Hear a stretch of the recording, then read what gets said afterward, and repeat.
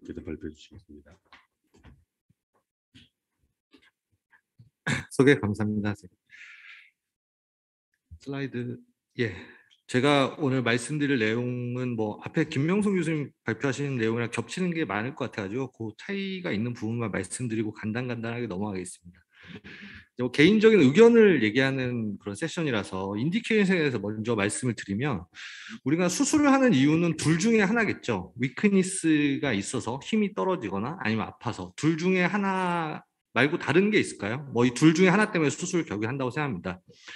앞에서 김 교수님께서 뭐 자세히 설명해 주셨는데, 우리가 이제 서브스캡의 인테그리티나 위크니스를 보는 피지컬들이 쭉 다 있는데, 이게 이제 2013년에 저희가 썼던 논문인데, 굉장히 이 위크니스가 생기는 환자의 비율이 낮습니다. 다른 이 포스terior superior 커브 테어에 비해서. 보면은 뭐 리프트 오프 테스트는 한 10%밖에 안 돼요, 전체 환자에.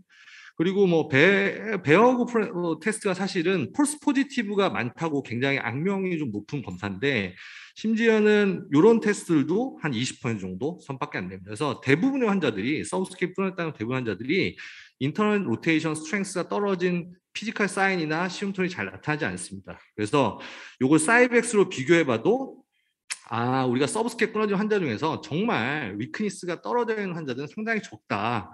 그래서 이런 위크니스는 수프라스페니투스나 아니면 우리가 익스터널 로테이션 하는 건 좀 다르게 인터널 로테이션은 그렇게 위크니스가 안 일어난다.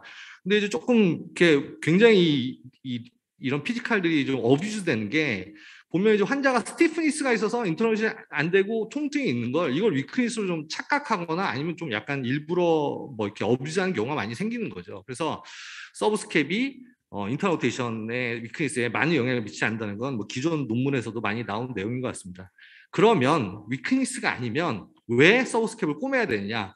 그럼 보통 이제 안테리어 숄더 페인이라는 얘기가 나오는데, 안테리어 숄더 페인은 사실 니에서와 마찬가지로 안테리어 니 페인처럼 굉장히 많은 요소가 인볼브가 되기 때문에 환자가 굉장히 아프다고 해서 이게 서브스캡의 문제가 아닐 가능성이 굉장히 높습니다.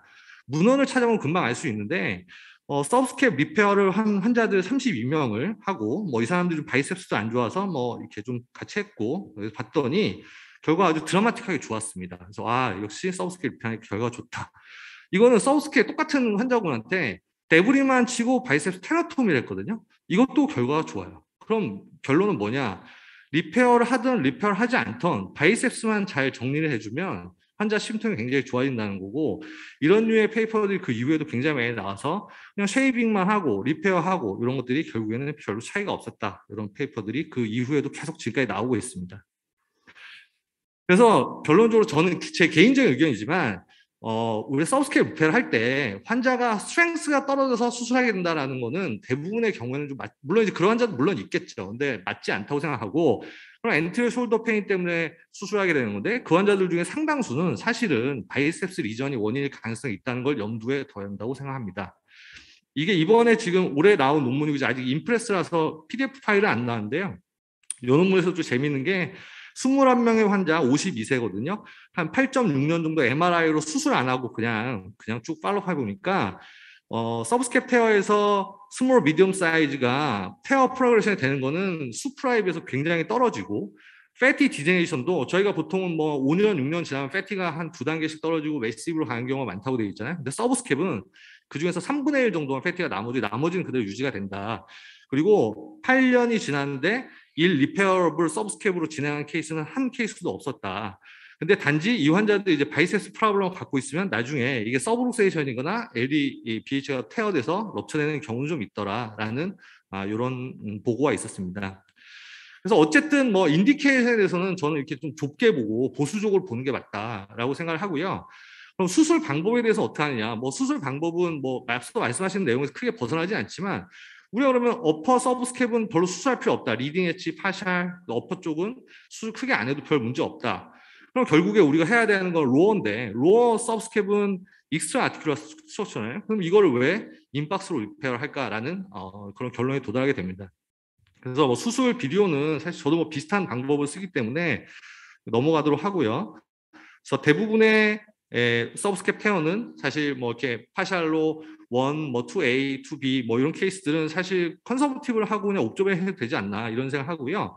만약에 이 서브스캡테어가 굉장히 좀 이렇게 위크니스를 일으키고 정말 심통이 있어서 수술한다고 하면 사실은 아웃박스로 하는 게 맞지 않나라고 생각하고, 테크닉에 있어서 또 강조하고 싶은 거는 사실은 서브스캡의 인피리어 부분을 리페어하려면 열어야 된다고 생각합니다. 근데 지금 최근에 이제 우리가 관절경으를 하지 않으면 환자들도 굉장히 좀 되게 막 좀 약간 그 전문성이 떨어진다 생각하고, 그래서 항상 이걸 관절경으를 하려는 그런 좀 그런 트렌드가 있는데, 이용고 선생님께서 말씀하신 것처럼 엔티리어 캡슐 리컨스트럭션이라고 하든지 뭐 이런 그래프트를 쓰는 쪽으로 서브스캡테어에서 4, 5 밑까지 다 끊어진 거는 사실은 패치를 쓰든지 아니면 열어서 오그멘테이션 하는 게 맞다고 생각합니다.